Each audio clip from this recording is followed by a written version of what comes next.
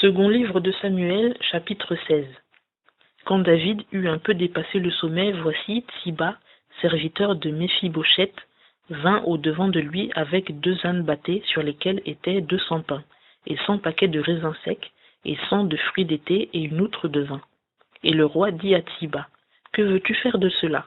Et Tsiba répondit, « Les ânes serviront de monture pour la maison du roi, et le pain et les fruits d'été sont pour la nourriture des jeunes gens, et il y a du vin à boire pour ceux qui seront fatigués dans le désert. » Et le roi dit, « Mais où est le fils de ton maître ?»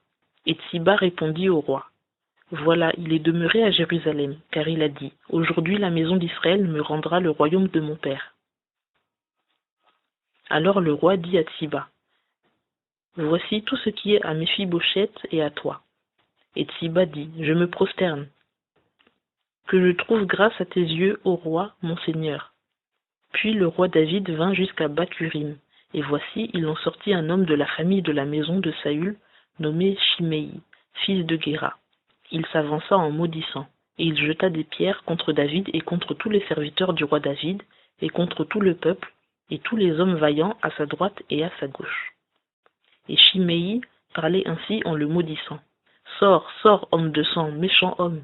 L'Éternel fait retomber sur toi tout le sang de la maison de Saül, à la place de qui tu régnais. Et l'Éternel a mis le royaume entre les mains de ton fils Absalom. Et te voilà dans ton propre malheur parce que tu es un homme de sang. » Alors Abishai, fils de Tseruja, dit au roi, « Pourquoi ce chien mort maudirait-il le roi, mon seigneur? Permets que je m'avance et que je lui ôte la tête. » Mais le roi répondit, « Qu'ai-je à faire avec vous, fils de Tseruja? Qu'il maudisse, car l'Éternel lui a dit, « Maudit David, qui donc lui dira, pourquoi fais-tu ainsi ?»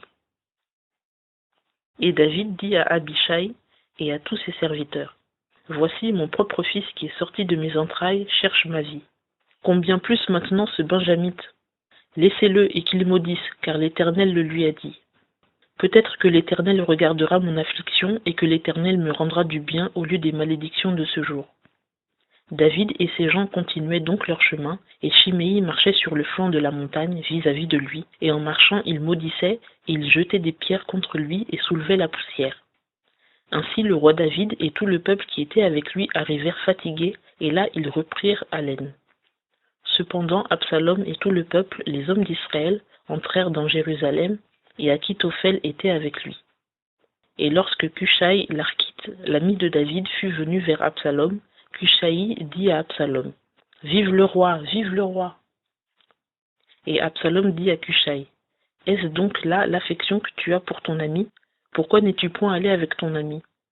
Mais Cushai répondit à Absalom, « Non, mais je serai à celui qui a été choisi par l'Éternel, par ce peuple et par tous les hommes d'Israël, et je demeurerai avec lui. Et d'ailleurs, qui servirai-je?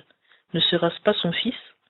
Je serai ton serviteur, comme j'ai été le serviteur de ton père. » Alors Absalom dit à Achitophel, « Prenez conseil entre vous sur ce que nous avons à faire. » Et Achitophel dit à Absalom, « Va vers les concubines de ton père, qu'il a laissées pour garder la maison, et quand tout Israël saura que tu t'es rendu odieux à ton père, les mains de ceux qui sont avec toi seront fortifiées. » On dressa donc un pavillon pour Absalom sur la plateforme, et Absalom entra vers les concubines de son père à la vue de tout Israël.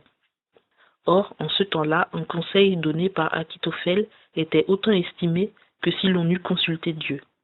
Telle était la valeur des conseils d'Achitophel, soit pour David, soit pour Absalom.